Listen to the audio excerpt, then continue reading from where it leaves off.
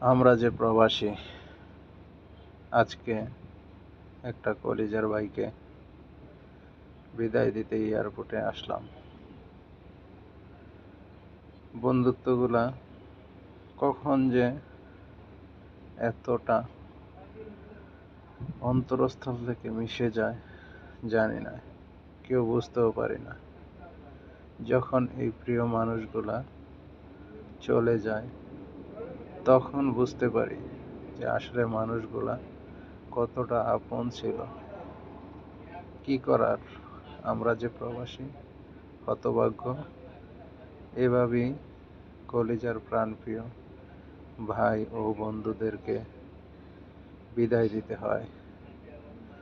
কারণ সবার তো একটা ঠিকানা আছে, সেই জায়গায় তো বেলা শেষে যেতেই হবে। তাই আজকে একটা কলিজার ভাইকে বিদায় দিলাম এয়ারপোর্টে। ভাইটা যখন চলে যায় মনে হয় কলিজার একটা টুকরা ছিঁড়ে যাচ্ছে। কি করব, ফেল ফেল করে তাকিয়ে থাকা ছাড়া আর কিছুই যে করার নাই। ভাইটা ভিতর থেকে যেভাবে তাকিয়ে আছে,